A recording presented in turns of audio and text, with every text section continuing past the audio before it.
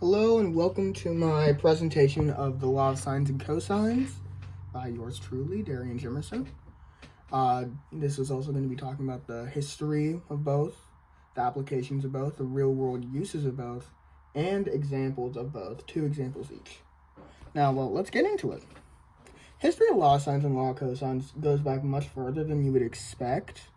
First mention of it was actually back in the 10th century, and was relating to the spherical law of sines, treated by a bunch of Arabian mathematicians, but one of note is Nasir al-Din al-Tusi. I don't really know how to pronounce his name, but he actually discovered the planar law of sines, which is the triangular law, essentially, and it was discovered in his book on the sector figure that was written in the 13th century.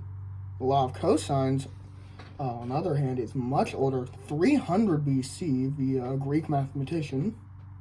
His name is Euclid, and in his book called Elements. It basically contained geometric correspondence to the law of cosines expressed in the Hellenic alphabet, and that was translated later in the 19th century. During this time, it helped a lot of mathematicians and astronomers to figure out problems up in the stars. The same Nasir al-Din al-Tusi in the 13th century again gave a method for finding the third side to a scalene triangle for said law of cosines, which honestly that's really interesting. He's very big in that sphere. Anyways, and finally in the 16th century, this was updated to algebraic notation, as you'll see later. What is the law of sines anyway? The law of sines is an essential trigonometric law that has to do with sines of the angle that would be opposite to the side. So basically, what I mean is the sine of angle A would be opposite of the side of A, and basically that equals each constituent part, as you'll see later. It's usually used in non-right triangles, though it can be used in right triangles, but I do not see many examples of that being used. You'll see the formula later on, and that sentence will probably be better understood. But for law of sines to work properly, at least two angles in one side, or at least 2 sides in one angle, must be there to properly perform the algebraic action. A real-world example of this law is, as you can see in the background, the sine bar, created by engineers sometime. It actually forms hypotenuse on a leveled surface using blocks, as you can see right there. It's a bit triangular, and yeah, it's nice.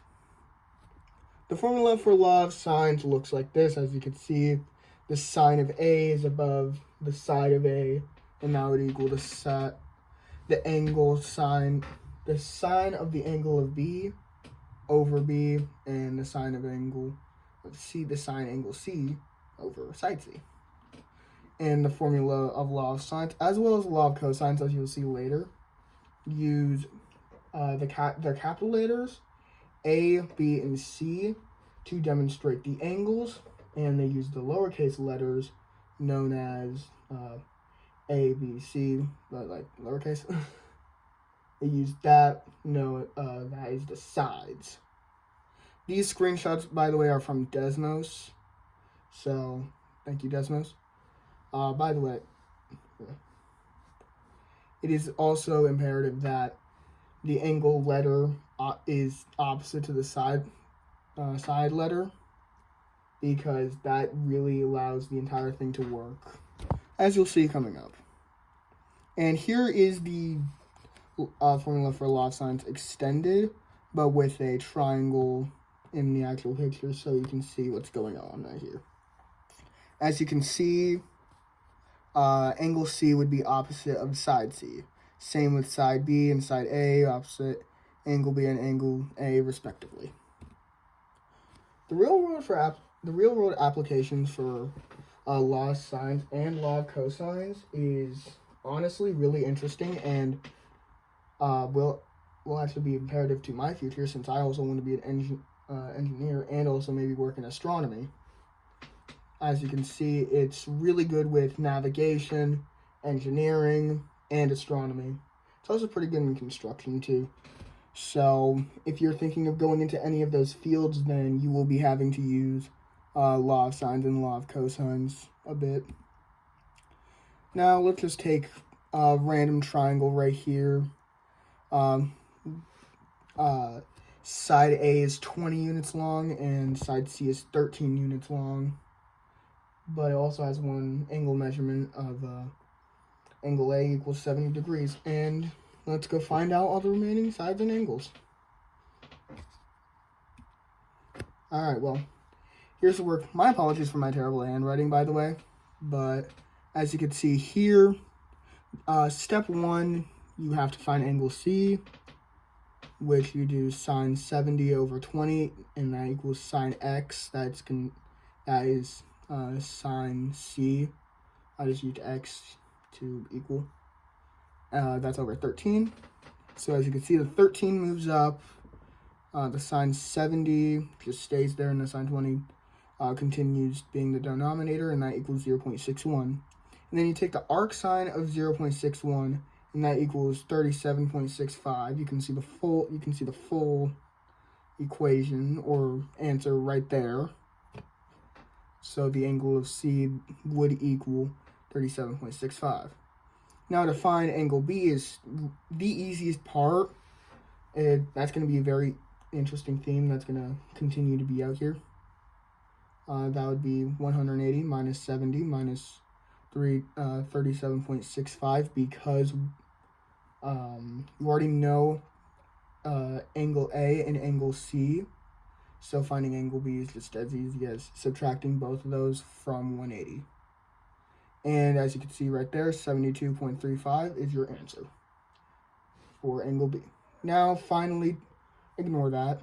Now finally, for finding side B, you take sine 72.35 there, and then equate that to sine 70 over 20. And as you can see, the 20 moves up, the sine 72.35 just stays there, and the sine 70 moves down to give you 20.28 units in length.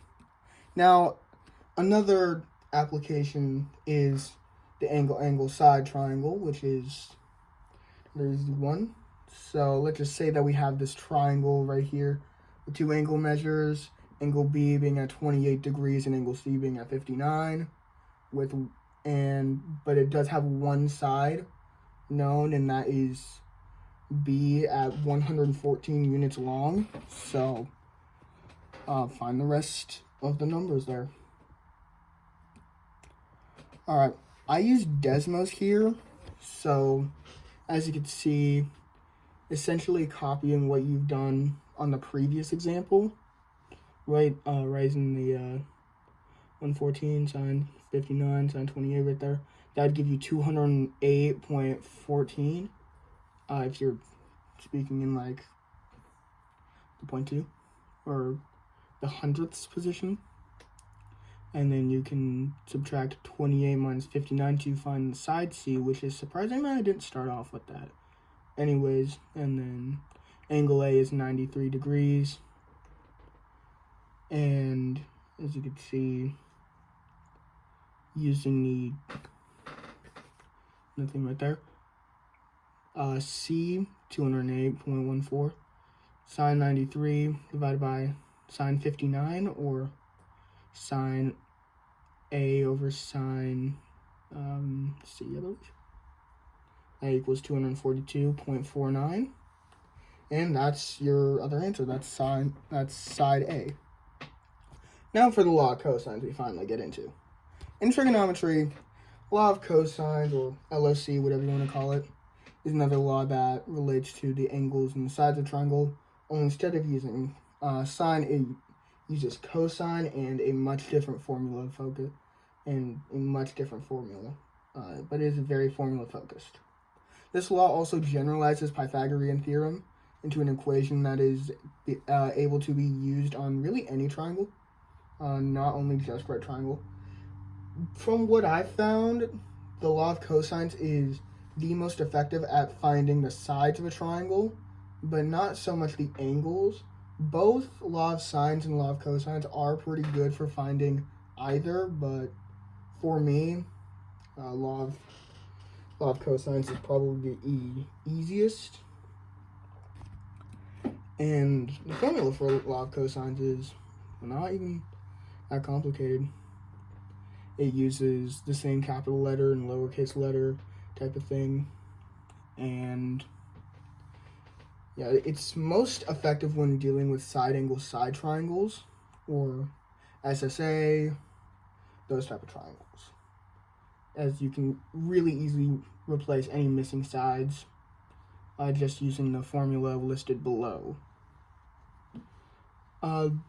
The law of cosine also works very well with the law of sines to solve triangles where most of the sides are given, so you can find the angles of those. And the law of cosine is also very good in Heron's formula for finding the area, because you can easily find the third side of a side angle side triangle. As you can see, it's really good at side angle side triangles. Now, extended, these photos are from Wikipedia. This one right here is also from Wikipedia too. Thank you very much. But this formula you want to use right here is just in case you want to find a single side, which, as you can see, is right there. And I'm not sure if we've covered this one before, but the formula here, if you already know all three sides, then you want to find the angles of them. And that's how you find one of the angles. You have to move the subtraction side around to get a good thing, a good angle. So, for example, if you're finding angle B, by the way, the gamma symbol is angle C, as you can see from up there. But if you want to find angle B, you do a squared minus b squared plus c squared over 2ab. So you just very easily move over there. Heron's formulas is also a very big part of this, just because it works so well with law of sines and cosines, or law of cosine mainly. For this, you have to find all three sides. To find the semi-perimeter, which you add all the sides up and then divide them by half. Then after that, you have to find the area by multiplying the semi-perimeter by the semi-perimeter minus all the angles, but in three separate parentheses. As you can see, it's right here on the last bullet, basically. A equals square root sine. Oh yeah, no, so you're supposed to square root it, but anyways. So that is long to find area, but it's worth it, as you can see. Moving on forward here. Now, anyways, a law of cosine practice problem right here. Let's just say we have a triangle with the sides looking like angle A is equal to 38, and the sides are B equals 7 and C equals 8. And you got to find the rest of the angles and sides. As you can see, I wrote them down here. Sorry for terrible handwriting part 2. Not my intention. But as you can see, first thing you do, you use the law of cosines right there. and you gotta find, and you just gotta subtract, you gotta add 7 squared plus 8 squared, 113, and then 2 times like 14, 8, that would be 112, times cosine 38, as you can see off in the distance right there. Cosine 38 is 0.78788, and that multiplied is 88.26. That's how I got the number to subtract the a squared plus b squared, and that gives you 24.74, all under a square root, and that equals 4.97, very close to 5. Now step 2, finding angle B using the law of sines. As I said before, these work very well together, so they're often seen together. Now you take the sine of 38 and the sine of 38 and the side of A, that's 4.97, and then you equate that to sine of x, and then 7 is beneath. And that equals, that entire amalgamation right there equals x. So x would be equal to 0.867. You arc sine that, or you inverse that. You inverse sine that, and that would come out to 60.11. Now to find the angle C, you once again use the 180 method, which is pretty easy. And first thing you'll do is add together, first thing that I did is add together 60.11 plus 38, and that equals 98.11. 180 minus 98.11 would equal 81.89. And there you have it. You have all your sides and all your angles. This is probably the hardest one that I had to do. This triangle has 2 angles, so I need angle A, 73, angle B would be 55. And there's only one side in this one, making this an AS triangle, as you can see from the title right there. That angle B, or that side being A, which is 32 centimeters long.